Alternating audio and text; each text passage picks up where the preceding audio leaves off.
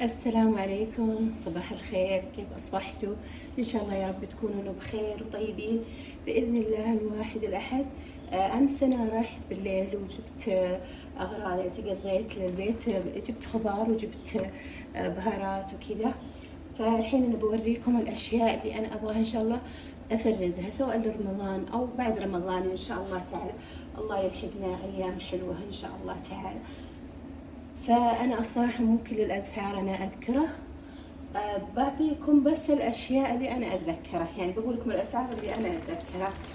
جبت فاصوليا، هذه تقريبا قال حوالي 4 كيلو أو حاجة زي كذا. بإذن الله تعالى يعني هذا كله بإذن الله تعالى بفرزنه. في طريقة برضو أنا تفريزي أنا احطه بعد، يعني ما اقطع شيل الراس هذا حقه، والشريط اللي اذا فيها شريط احيانا يصير ما فيها، تصير ناعمه وما ماذا اشيله. فخلاص يعني بعد ما غسله وتجف احطه باكياس، اوزعه باكياس واحطه بالفريزر مباشره.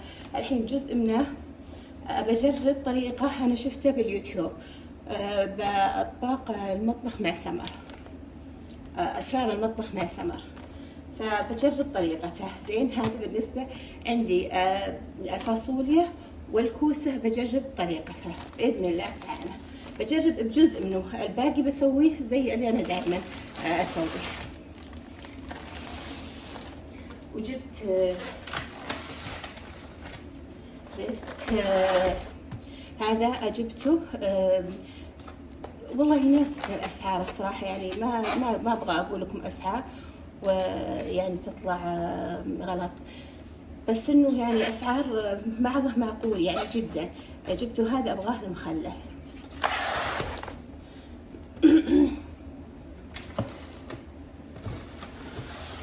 جبت الفلفل الاحمر هذا برضو ابغى اسويه زي كل مره، يعني ان شاء الله تعالى بسويه واحطه بعلب، يعني قوارير باذن الله تعالى، واحطه بالفريزر.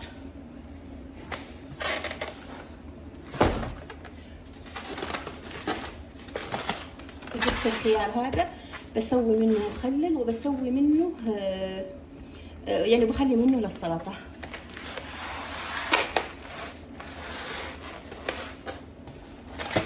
معليش الاسعار والله العظيم انا كنت امس يعني حافظه، بس الصراحه اني نسيت. يعني هذه الكوسه باخذ منه بس الكبار، زين، بسوي طريقه اطباق. انا هذا جبتها للثلاجه، يعني مو للتخزين، بس اني صراحه قلت بجرب طريقه اسرار المطبخ مع سمر، اللي هي تحمسوا كذا شوي، يعني تشوحوا مع النار على النار، فبجرب ان شاء الله على طريقته. وجبت هذا الكرومب، هذا بيجي بسم الله الرحمن الرحيم ثقيلة، هذه تجي كذا 6 حبات كرومب، تشوفونه هذه 6 حبات كرومب. هذه ان شاء الله تعالى بزينه بحطه بالفريزر، تمام، وبس اوخره وارجع لكم.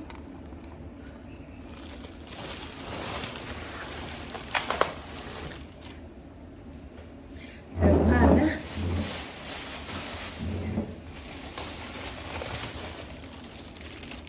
شريت سلتين طماطم تقريبا، يقول الواحد هو قال فيها 12، بس انا الصراحه يعني كذا يعني من شيلته لا ما احس انها 12، احس انها اقل من 12.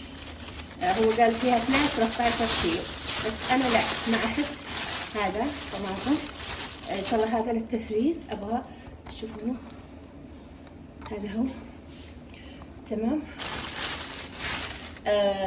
انا جبت 2 باذن الله تعالى، بسوي تفريز باذن الله كله، يعني كله خلاص يعني زين للتفريز. فان شاء الله تعالى هالحين ان شاء الله تعالى بغسله وببدا فيه بامر الله. قلت لكم جبت 2، يعني في كيسه ثانيه زي هذه.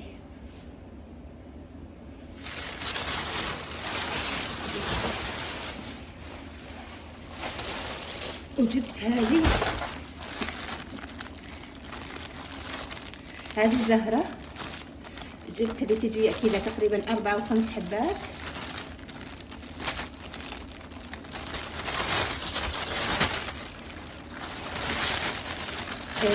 هذه زهرة بهالحجم زين.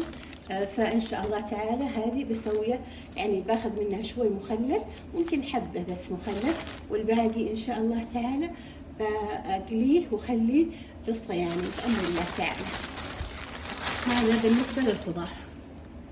وجبت هذا بنجر، بس العلبة هذه بنجر، وجبت برضو جزر، هذا أبغاه المخلل فقط، يعني ما أحتاج عندي بالفريزر الحمد لله، بس أبغاه المخلل.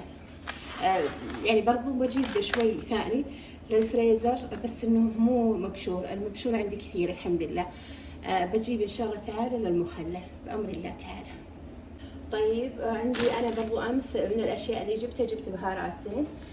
فجبت من المحل حق البهارات، أنا جبت من السنيدي هذه الشطة، هذه شطة باردة، اللي هي فلفل، يعني معجون فلفل بارد، معجون فلفل بارد، هذه ب15 ريال. وهذه بعد بنفس الشيء 15، بس هذا حار زي ما تشوفون، هذه حار.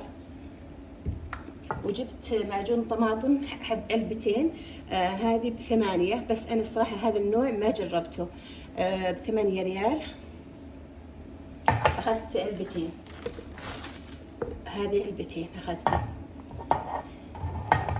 زين. وأخذت هذا صبغة الزعفران، هذا بكم مو مكتوب عليه، بس إنه يمكن 4 5 يعني غالبا يعني. وأخذت هذه ب4 ريال، اللي هي نكهة النعناع، قلت بجربه يعني مع حلويات. وأخذت برطمان، مو برطمان، علبة مربى الحبحب، هذا القديم. إن شاء الله تعالى أنا بجرب، يعني ما أدري صراحة هو نفس الطعم القديم ولا لا. تمام. وجبت هيل، هذا ب40 ريال. والسنيدي ليش أنا يعني تقريبا حاطة الأسعار؟ لأن مكتوبة عليهن. هذا بيكنج باودر، شايفين هذه كمية بيكنج باودر ب10 ريال.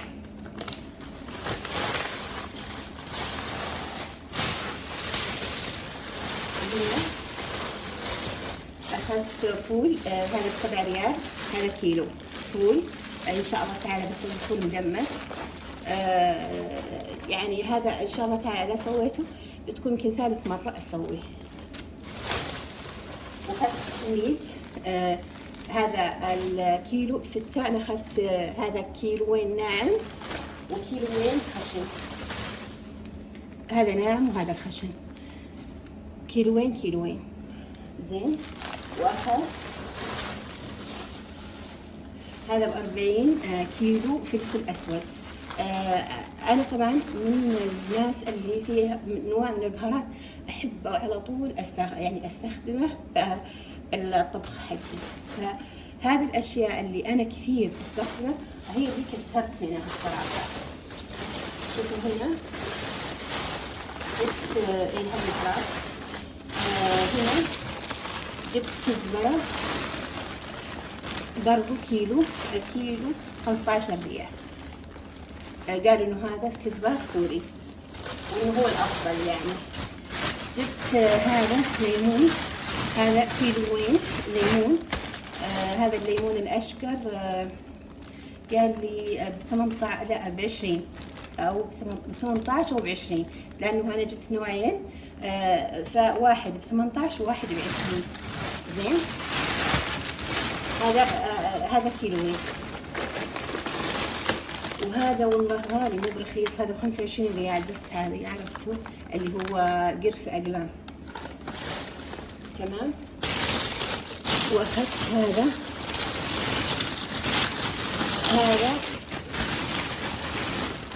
هذا ليمون، هذا الليمون الصومالي، هذا برضو من النوع الممتاز.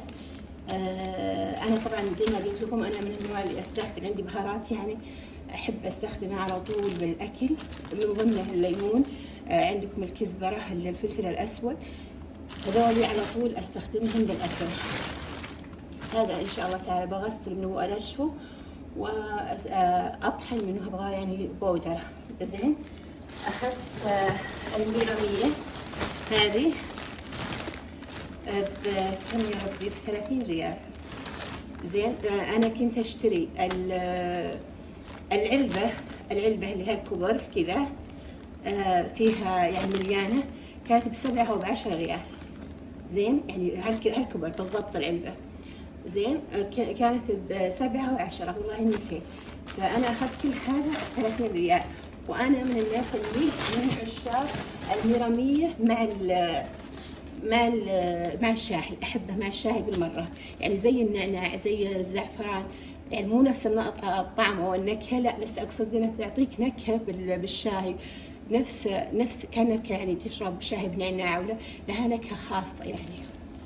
فهذه اغراضي اللي اشتريتها باذن الله، وباذن الله تعالى ببدا افرزن الاشياء، وباذن الله بمشيئه الله نكون مع بعض.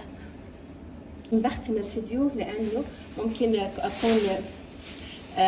اكون يكون الفيديو طويل، فعشان كذا قلت خلاص اخلي التفريز لحاله يعني. بس قلت اوريكم مشترياتي، وباذن الله الواحد انزل لكم التفريز كيف سويت ان شاء الله تعالى. الحين اقول لكم مع السلامه، استودعكم الله الذي لا تضيع ودائعه، في امان الله. لا تنسون اللايك، الله يعطيكم العافيه، في امان الله.